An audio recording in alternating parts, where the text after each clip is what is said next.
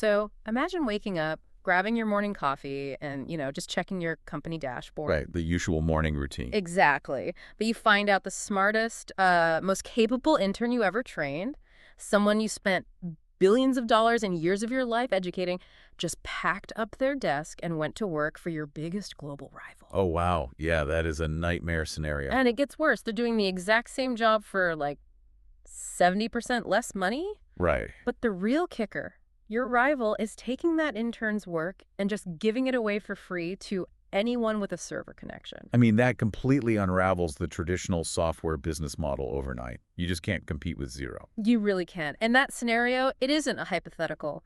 That is exactly what the White House is accusing Beijing-based Moonshot AI of doing to Anthropic this morning. Yeah, the news is everywhere. We have Michael Kratsios, the Science and Technology Advisor, and Undersecretary of State Jacob Hellberg. They're formally alleging that Moonshot executed this covert industrial-scale extraction of Anthropic's flagship Claude Fable 5 model. To build their brand new Kimi K3 architecture. Exactly. Welcome to this morning's deep dive, by the way. Glad to be here for this one. It's moving incredibly fast. The Trump administration is already weighing trade blacklists and heavy sanctions against Moonshot. Which is huge. It is. We're looking at allegations of massive intellectual property extraction, coordinated API spoofing, and covert server operations routing through Southeast Asia. Right, to bypass export controls. Exactly. Look, there are heavy geopolitical accusations flying from Washington right now regarding state-sponsored espionage. Yeah. And we should clarify right up front. Yeah, absolutely. Our goal today isn't to, validate the politics or take a side in the U.S.-China trade war. We are looking strictly at the technical telemetry published in the source material. We have to stay neutral on the geopolitical maneuverings, yeah.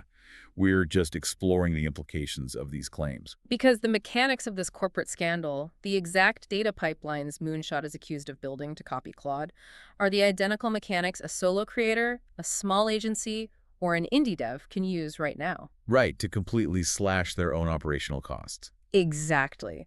We are going to take this massive trillion-parameter geopolitical heist and shrink the playbook down for you, the solopreneur listening right now. I love that. But to scale it down, we first need to understand the architecture of the extraction itself. Right. How did they actually allegedly do this? Well, the evidence cited by the administration primarily relies on independent network research and Anthropic's own internal API telemetry. Ryan Greenblatt over at Redwood Research published some fascinating data on this. Oh, the honeypot stuff. Yes. He ran extensive honeypot prompts against Moonshot's Kimi K3 model. And when he pushed the Kimi K3 model into complex edge case logic puzzles, it would routinely suffer what's called an identity collapse. Meaning what, exactly? Meaning, instead of outputting I am Kimi, developed by Moonshot, it would output the literal string, I am Claude, a large language model trained by Anthropic. Wow.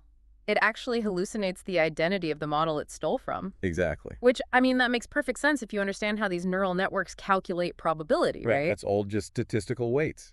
If Kimi K3's training data was absolutely flooded with millions of Claude's conversational outputs, the statistical weights tying the concept of self to the word Claude becomes so deeply embedded. Yeah, the new model literally can't separate the knowledge from the persona.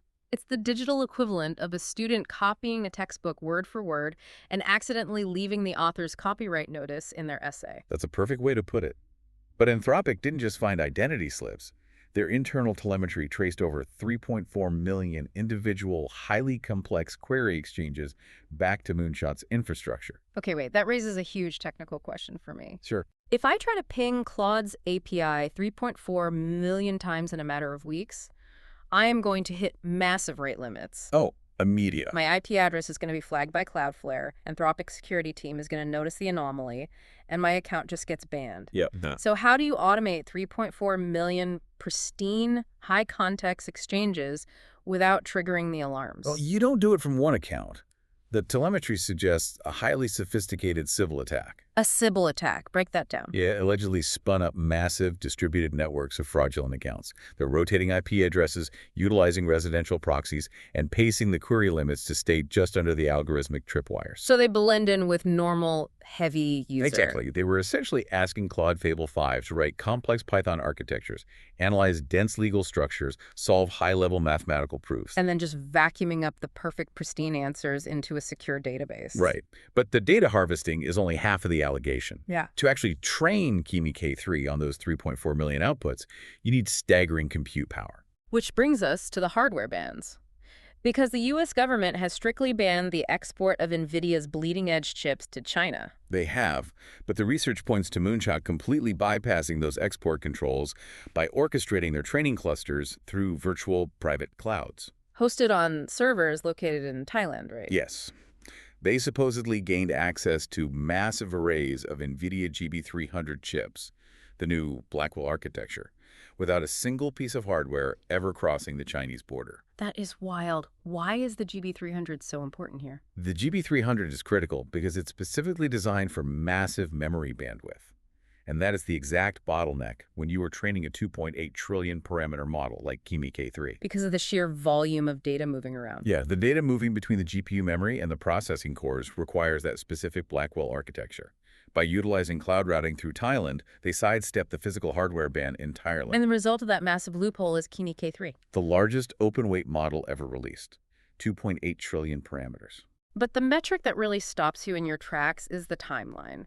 Moonshot released Kimi K3 only 5 weeks after Anthropic pushed Fable 5 to the public. 5 weeks is, it's just absurd. You cannot build a frontier model from scratch in 5 weeks, right? Handling the data curation, the safety alignments, the cluster orchestration. No. The timeline is the ultimate red flag for security researchers. It really stretches the bounds of technical plausibility. And the performance metrics compound that suspicion. Oh, heavily. On the front-end Code Arena blind tests, where thousands of human developers blindly vote on which AI generates better code, Kimi K3 is running a 76% win rate against Claude Fable 5. It's beating the model it supposedly copied. It reminds me of that Mew versus Mewtwo dynamic the guys on the Stack Deep Dive were analyzing. That's a great analogy. Anthropic spent years and billions of dollars cultivating the original, naturally occurring, rare DNA Mew. And Moonshot allegedly scraped that underlying DNA, aggressively optimized it for battle in a Thai server farm, and released Mewtwo in 5 weeks. And now the clone is beating the original source material. Exactly. But look, we have to address the core philosophical friction here, because in the tech community, there is a massive divide over whether this even constitutes a heist. Right. Is it stealing or is it learning? I am glad you brought that up, because I have to push back on the framing the White House is using. Okay, let's hear it. If I go to the library and I study a textbook written by a Nobel-winning physicist, and then I go ace a physics exam, nobody accuses me of stealing the physicist's intellect. True. I just learn the concepts. If an AI reads another AI's output and learns how to structure a Python script, why is that theft rather than just education? Well, the distinction being argued in the legal and technical spheres comes down to scale, automation, and terms of service. Okay, scale and automation. Right, because human learning is bounded by time and cognitive limits. You reading a physics book is expected behavior. But an automated system, taking 3.4 million simultaneous exams, memorizing the grading rubric perfectly, and porting that structured knowledge directly into a competing commercial server architecture. It fundamentally breaks the economic model of research and development. Exactly. Furthermore, Anthropic's API terms of service have an explicit hard-coded clause forbidding the use of their model's outputs to train a competing foundational model. So it's a direct TOS violation. It's an automated extraction of the R&D layer. Yes. And this specific extraction process, the core mechanism making this entire timeline possible, is what the industry calls distillation. Distillation. This is the engine of the Kimi K3 model. It is. Distillation is a fascinating mechanism. To understand why it's so disruptive, you have to look at why training the original model, the teacher, is so prohibitively expensive. Because it's not just the hardware, right? Not at all. The bulk of Anthropic's cost isn't just the raw compute, it's the RLHF. Reinforcement learning from human feedback. Right. To teach Claude how to be helpful and accurate, Anthropic has to hire thousands of PhDs, programmers, and subject matter experts to manually write prompts. And they agreed the AI's responses, physically showing the neural network what a good answer looks like. That process costs billions of dollars and takes months of human labor. You're paying experts massive salaries to sit in a room, generate edge case coding problems, watch the model fail, correct the code, and feed it back into the system. Which brings us to the French toast analogy from the Superbash source material. This was a brilliant, grounded way to visualize this. Oh, I love that part. They said training Claude from scratch is like paying a Michelin star chef $1 million salary to stand in a kitchen for 6 months.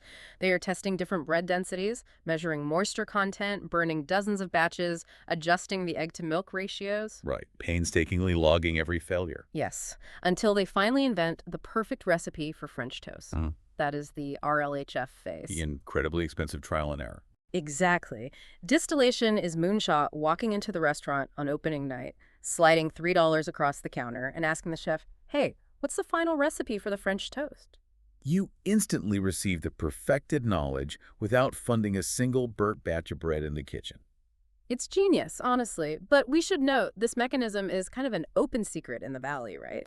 Oh, practically every AI lab uses distillation to some degree to refine their internal models.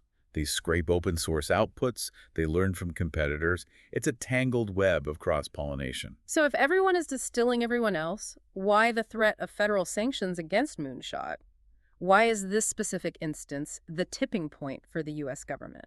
It's the industrial scale and the geopolitical intent. There's a vast gulf between a startup using a few thousand ChatGPT outputs to help format JSON responses and a foreign competitor running a covert, multi-million query operation to clone a trillion-parameter frontier model wholesale in 5 weeks. So it's the sheer audacity of the scale. Exactly. U.S. regulators view this not as typical tech sector friction, but as an organized, state-backed attempt to strip mine American intellectual property to achieve total parity in artificial intelligence. And the economic fallout of that strip mining is what directly impacts the solo developers and small businesses listening right now. Because the prices just crash. Right. When a company uses distillation to completely erase the billions of dollars required for a human R&D, the global price of intelligence doesn't just experience a slight dip.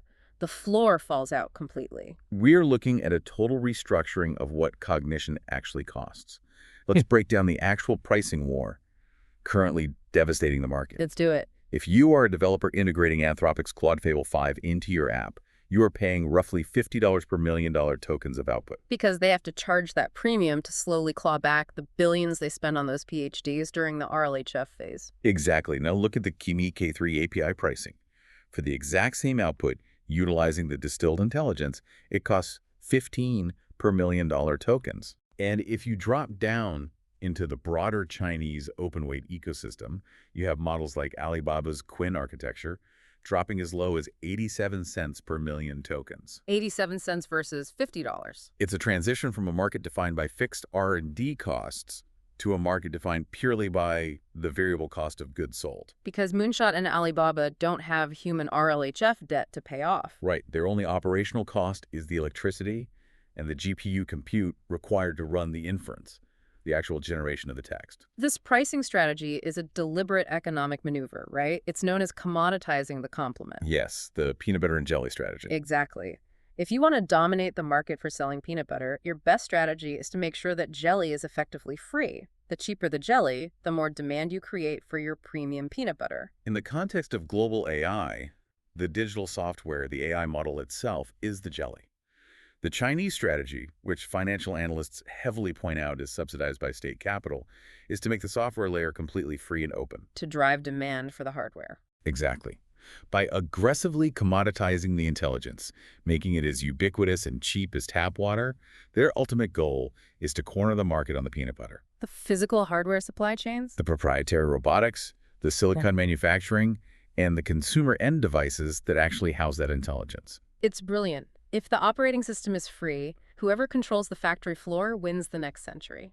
And this strategy is actively penetrating the U.S. startup ecosystem. According to the Matt Williams source material, American founders aren't sitting around waiting for trade policies to resolve. Of course not. They have businesses to run. Right. They're actively downloading these open-weight Chinese models, Kimi K3, Quinn 3.8 Max, and using them as the foundational infrastructure for their own products. A startup with a tight runway is always going to choose the $15 option over the $50 option if the code quality is identical. Which introduces a highly controversial term circulating in the financial analysis of this crisis: AI communism. Okay, AI communism. We need to strip the political baggage away from that phrase immediately. Absolutely. Economists are using it strictly to describe a specific market condition. Right. It's when high-level artificial intelligence ceases to function as a competitive, free market product developed by private corporations seeking profit margins. Right. It transitions from a private software-as-a-service model into state-funded public infrastructure. If a foreign state is willing to underrate the massive compute costs of training a frontier model and then intentionally releases the weights to the global public for free, a private U.S. lab trying to satisfy venture capitalists simply cannot compete on unit economics. The foundational, educational, and analytical tools of the entire global digital economy could become reliant on state-subsidized foreign infrastructure. But let me pause you there and speak for the solo creator listening to this. Go for it. We keep using phrases like free and open weight, implying anyone can just grab Kimi K3 off Hugging Face and run their business for $0. Yeah, that's a huge misconception. But the deployment architecture detailed in Knight's Substack proves that is completely false. Kimi K3 is a 2.8 trillion parameter model. To actually host that locally and run inference at acceptable speeds, the technical guidance requires a cluster of at least 64 high-end NVIDIA H100 or GB300 chips. You need specialized InfiniBand networking, massive cooling infrastructure, and commercial power draw. We are talking millions of dollars in bare metal hardware. This cheap AI is entirely out of reach for a solo developer running a MacBook. You've hit the exact operational ceiling. A solopreneur or a 5-person marketing agency absolutely cannot host a massive teacher model locally. The hardware barrier is insurmountable. So what's the play? The power for the small business doesn't lie in hosting the teacher. The power lies in utilizing the exact same mechanism Moonshot used, distillation, and running it on a microscale. This is where we bridge the gap. This is the Robert Cedergren playbook. Yes. Cedergren is an engineer at GIA, a rapidly scaling secondhand fashion startup. Their daily data pipeline is brutal. They process 250,000 unique product listings every single day, right? Every single day. For every one of those 250,000 vintage shirts, jackets, and shoes, GIA needs an AI to ingest the uploaded images, read the messy user descriptions, and output highly structured JSON data categorizing the brand, the exact color hex, the material composition, and the wear and tear condition. They need this data perfectly structured to feed their dynamic pricing algorithms. So Cedergren runs the math on routing this massive pipeline through a proprietary API like Claude or OpenAI. Yeah. If you are sending 250,000 image and text payloads over a REST API every single day, the invoice comes out to roughly $247,000. Good Lord. For a startup trying to maintain margins on secondhand clothing, a $250,000 API bill isn't an operational expense. It is a death sentence. Exactly. Cedergren identified what he calls the 3 walls of utilizing frontier APIs for small, high-volume businesses. Let's walk through those. The first wall is cost, which we just established scales linearly. There are no volume discounts. Every token costs money. All right. The second wall is latency. When GII sends a complex image payload to a massive server cluster, the model has to process it, and the data has to travel back. That round-trip inference queue takes anywhere from 1.5 to 10 seconds per item. If a user is uploading a jacket to sell on their phone, and the app hangs for 10 seconds waiting on an API call, the user assumes the app is broken and they close it. The latency destroys the user experience. And the third wall is reliability. When you build your core business logic on top of someone else's API, you inherit their rate limits and their downtime. Oh, absolutely. If GIA has a massive influx of users on a weekend, they hit their API quota, the requests start getting throttled, and the entire backend application crashes. You have zero control over your own operational capacity. GAI hit all 3 walls simultaneously. They couldn't afford the $247K API bill, and they certainly didn't have the millions of dollars to buy 64 NVIDIA chips to run a massive open-weight model locally. So Cedergren implemented Micro-Distillation. He essentially pulled a Moonshot AI on a startup budget. The execution was incredibly elegant. Cedergren didn't try to build a model that knew everything. He just needed a model that knew vintage fashion. Right. So he took a tiny, highly representative sample of their messy listing data. He sent that small batch to a brilliant teacher model, a frontier API, and spent exactly $3 in API credits. $3? $3. He used highly detailed prompts to force the teacher model to meticulously label, categorize, and format the data into perfect JSON structures. He spent $3 to buy the Michelin star chef's French toast recipe. Exactly. He then took that pristine $3 data set of perfectly labeled fashion items. Now, instead of trying to run a 2.8 trillion parameter behemoth, he downloaded an incredibly small, lightweight, open-source student model, an architecture with fewer than 1 billion parameters. Well, which you can run locally. Exactly. He used a process called LoRa low-rank adaptation to fine-tune that tiny model on a standard consumer-grade GPU. Because the student model is so small, you don't need a server farm. You are just teaching this tiny neural network one very narrow, repetitive task. It doesn't need to know the capital of France or how to write a sonnet. It just needs to know the difference between denim and corduroy. And the final performance metrics on this local small language model are just ridiculous. By distilling the knowledge of the massive teacher model into the tiny student model, Cedgren achieved 91% accuracy compared to the $247,000 Frontier API. That is incredible. But the unit economics are what changed the trajectory of the business. Yeah, the local model was 113 times cheaper to run. Because it runs locally on their own hardware, the latency dropped from 10 seconds to mere milliseconds. And the third wall reliability completely vanished. There are no rate limits, no vendor lock-in, and no external API outages. This is the distillation playbook for the solo developer. Anywhere in your business where you have a highly defined, repetitive pipeline, whether you are extracting structured invoice data from vendor emails, tagging a massive media library, parsing customer support tickets for sentiment analysis, or formatting raw notes into a weekly newsletter, you do not pay a premium API to do it 1,000 times. You pay the premium API once to generate the perfect training data, you distill that into a sub 1 billion parameter model, and you deploy it locally for pennies. The leverage is absolute. But we have to acknowledge the reality of our audience. We have a lot of non-technical solo creators listening. Right, people who understand the logic, but who do not know how to write a Python backend, deploy a LoRa fine-tuning script, or manage local GPU clusters? Right. If you don't know how to code, does that mean you are locked out of this operational leverage? Absolutely not. The leverage is rapidly moving away from the back-end code and migrating directly into the front-end user interface. You don't have to be a machine learning engineer to completely overhaul your business. Which brings us to Dan Martell's framework for moving from a doer to an operator. Yes, Martell's Level 4 operator concept. This is crucial for non-technical founders. When most people start using AI, they act as a doer. They treat the AI like a slightly smarter search engine.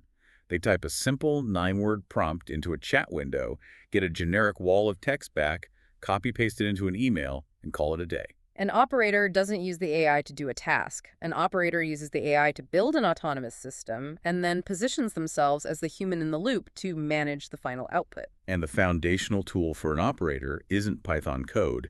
It is the system prompt. Let's get really granular on how to build a system prompt because the AI founder source laid out a perfect comparison. Yeah, Martell argues that over the next 5 years, the actual defensible intellectual property of a small agency or solo business will not be the final digital product. The IP will be the architecture of your system prompts. Right. So say you run a boutique marketing agency and you need to write a job description for a senior accountant. A doer types. Write a job description for a senior accountant. And the model outputs a soulless, generic corporate template that looks exactly like every other job posting on LinkedIn. Exactly. But an operator builds a comprehensive system prompt. You don't just ask for a description. You engineer the context, the constraints, and the behavioral parameters of the AI. You inject your agency's entire operational context into the instruction layer. You tell the AI, you are the director of operations for a fast-paced, remote-first marketing agency. We have a highly asynchronous culture. You are writing a job description to attract a top-tier accountant who will specifically own our monthly client billing reconciliation, our contractor payout pipelines, and our tax forecasting. And you give it negative constraints.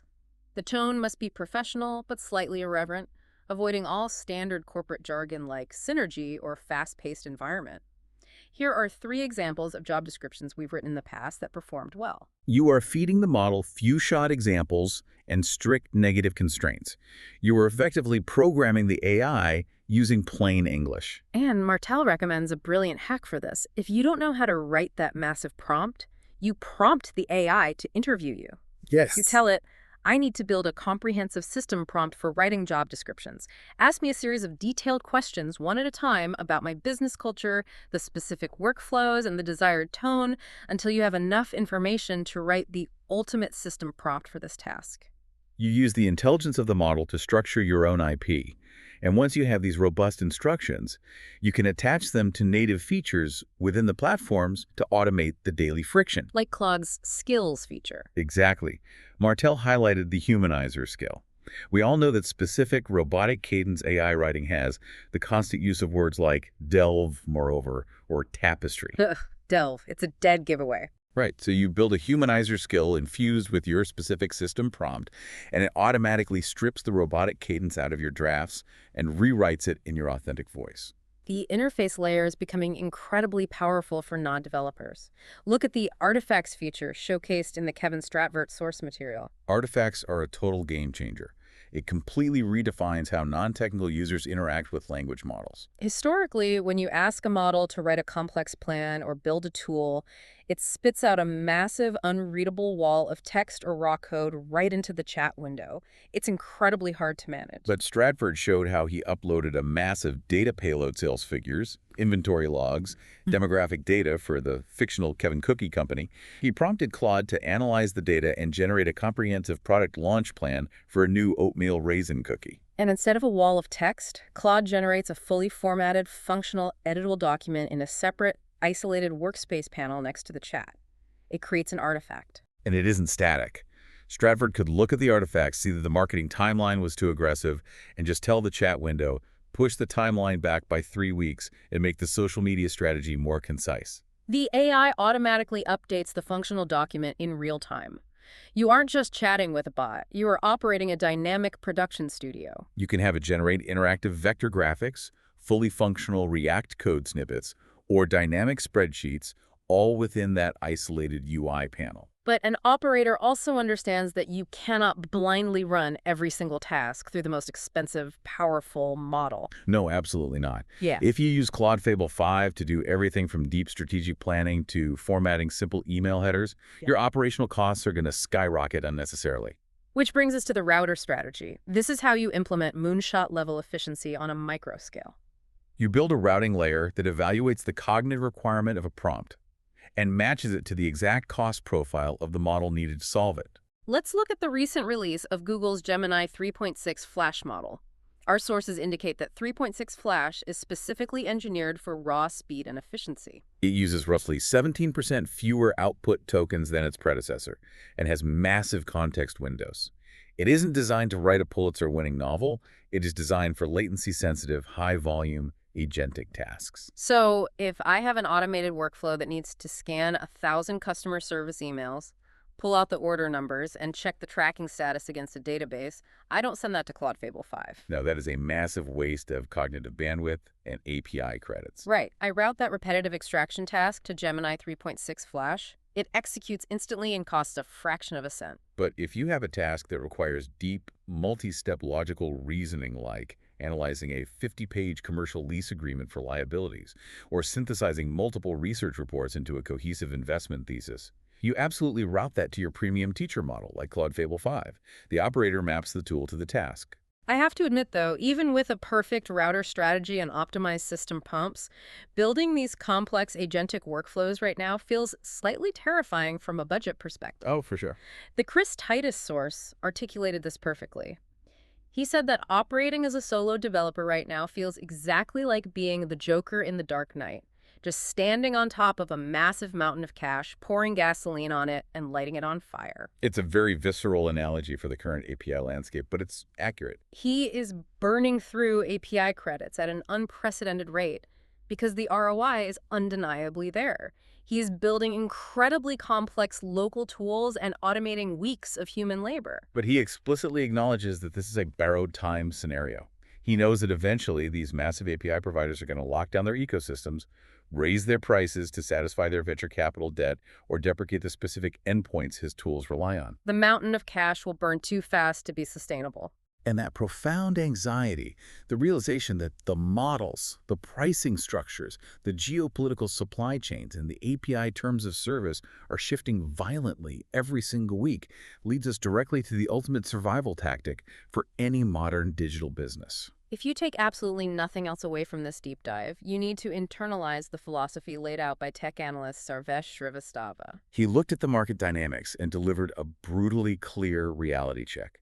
The AI model that is powering your core business workflow today is going to be obsolete in 3 months. And the new model that replaces it will be significantly cheaper in 3 months. The only absolute certainty in the AI industry right now is relentless, accelerating decay of the state-of-the-art. Srivastava's core thesis is that solo creators and businesses must build extreme modularity into their operations. If you hard code your entire business logic, your data pipelines and your customer interfaces into OpenAI's specific dashboard or Anthropic's proprietary API structure, you are engineering your own obsolescence. Think about it like real estate. Building your entire business completely dependent on one specific AI platform is like building a gorgeous, custom-designed house on a foundation that you are only renting. Yes.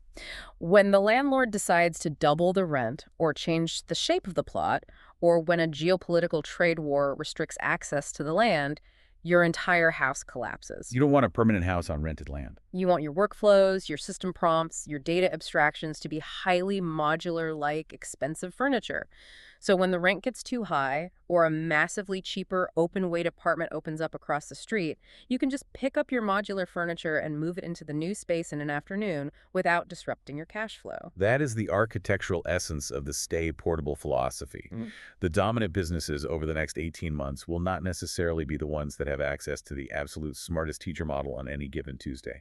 The dominant players will be the operators who have built flexible, agnostic abstraction layers that allow them to seamlessly swap out the underlying cognitive engine the moment a better, cheaper option arrives. And here is the truly wild part that Srivastava highlights.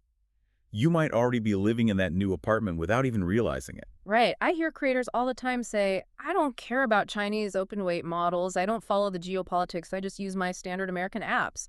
But you are already using distilled intelligence. The back-end routing is completely invisible to the end user. Major Western platforms are already quietly routing background tasks through these massively cheaper distilled models to save on their own server costs. Cursor, which is arguably the most popular AI coding environment used by millions of US developers, is reportedly routing massive amounts of background syntax tasks through Moonshot's Kimi architecture.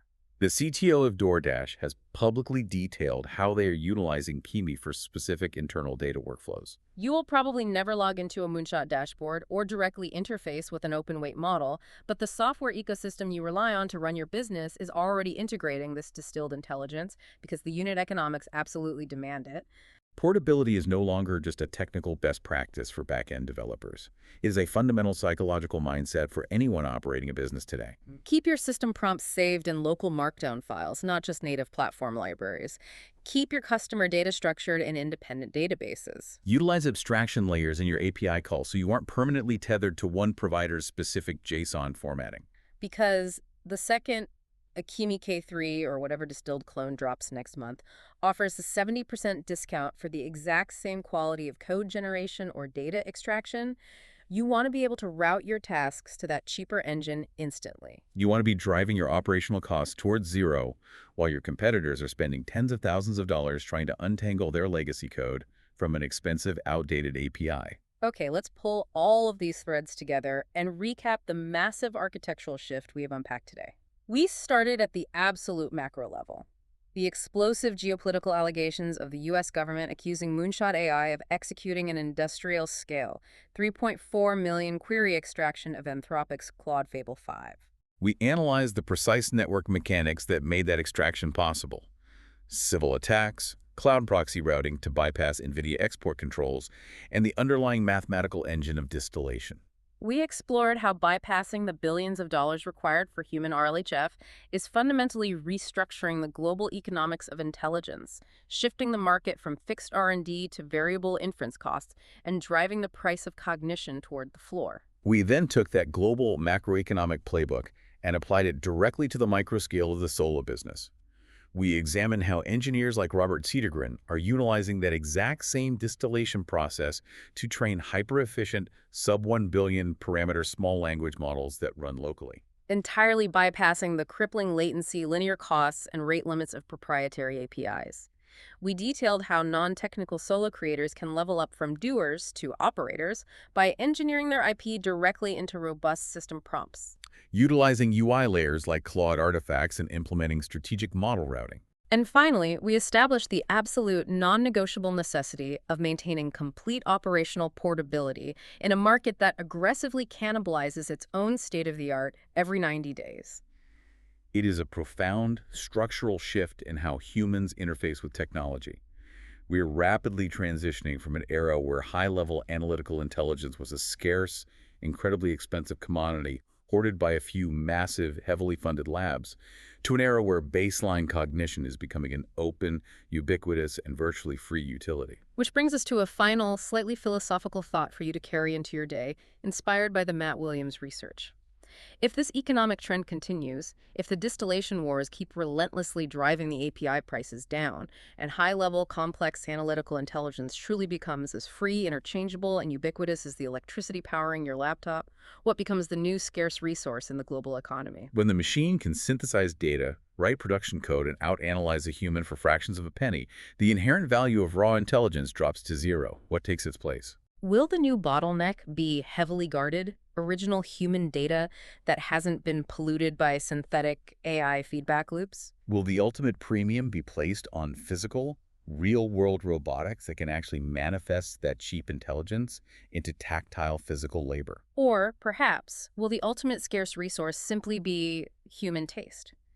The distinct creative vision, the empathy, the lived experience, and the unique editorial perspective of the human operator who is actually writing the constraints and directing the machine.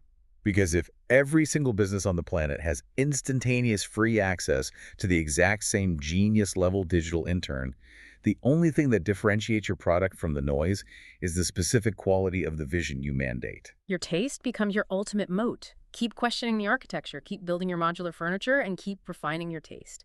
Thank you so much for joining us on this morning's deep dive. We'll see you next time.